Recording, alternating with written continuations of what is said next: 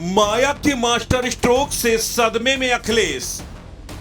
आकाश की बुलंदियों पर सपा को लग गया बड़ा झटका। 27 से पहले माया ने आकाश की कराई वापसी। अब बुआ भतीजे की जोड़ी मिलकर बीएसपी के लगाएंगे नैया पार। क्या 2027 की लड़ाई अब बुआ भतीजे बनाम अखिलेश की होगी?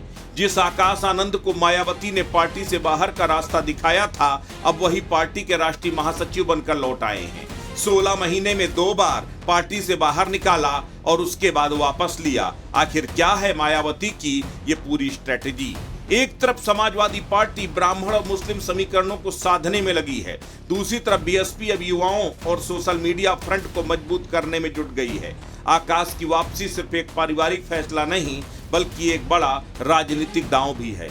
मायावती जानती हैं कि 2027 के लिए उन्हें एक ऐसा चेहरा चाहिए जो युवाओं से जुड़े, टेक फ्रेंडली हो और सोशल मीडिया पर असरदार हो, और वो चेहरा है आकाश आनंद। जिस भतीजे को ससुर की वजह से पार्टी से बाहर कर दिया गया था, अब वही आकाश आनंद बीएसपी में लौट आए हैं, और इस बार सीधा राष्ट्रीय महासचिव बनकर। क्या मायावती ने अपना अगला वार यूपी की राजनीति पर कर दिया है?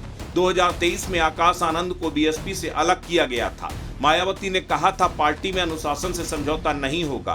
कारण बना उनके ससुर अशोक सिद्धार्थ पर लगे विवादास्पद आरोप। उसके बाद राजनीतिक गलियारों में चर्चा थी कि क्या बुआ भतीजे के रिश्ते में दरार आ चुकी है, लेकिन अब तस्वीर पलट गई है। बीएसपी ने आकाश आनंद को फिर से पार्टी में लाकर राष्ट्रीय महासचिव बना दिया, लेकिन एक सवाल अभी भी बरकरार है। आखिर क्या मजबूरी थी मायावती की, जिसे निकाला उसे फिर पार्टी का बड़ा चेहरा बना दिया?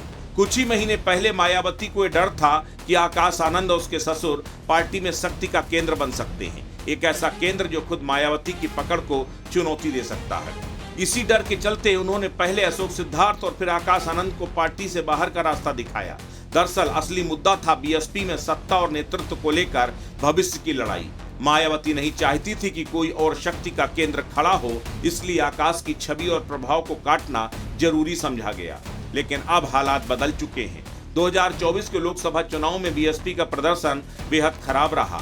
मायावती के नेतृत्व पर भी सवाल उठने लगे। ऐसे में उन्हें समझ में आया कि युवाओं को जोड़ना होगा, सोशल मीडिया में एक्टिव रहना होगा और पार्टी को एक नया चेहरा देना होगा। आकाश आनंद वही चेहरा है। तो क्या मायावती ने अपनी रणनीति बदली है, या ये सिर्फ एक मजबूरी है जिसमें आकाश आनंद की वापसी पार्टी की गिरती पकड़ को रोकने की आखिरी कोशिश है? क्या मायावती अब खुद को पीछे रखकर पार्टी को आकाश के कंधों पर सौंपने की तैयारी में है? राजनीति में कोई फैसला स्थायी नहीं होता, और बीएसपी में यह उथल पुथल इसकी मिसाल है। अब देखना यह है कि आकाश आनंद मायावती के भरोसे पर खरे उतरते हैं, या एक बार फिर पार्टी किसी संकट में फंसती है। राजनीतिक विश्लेषक मानते हैं कि ये वापसी रणनीतिक है, युवाओं को जोड़ने, सोशल मीडिया में सक्रियता और एक नया नेतृत्व खड़ा करने की कोशिश है। मायावती की मजबूरी यह है कि 2024 के लोकसभा चुनाव में बीएसपी कुछ खास नहीं कर पाई। अब 2027 के विधानसभा चुनाव की तैयारी शुरू हो चुकी है। आकाश की वापसी बीएसपी की जमीन को मजबूत कर सकती है, लेकिन जनता कितना भरोसा कर पाएगी? क्या यह मास्टर स्ट्रोक साबित होगा सियासी?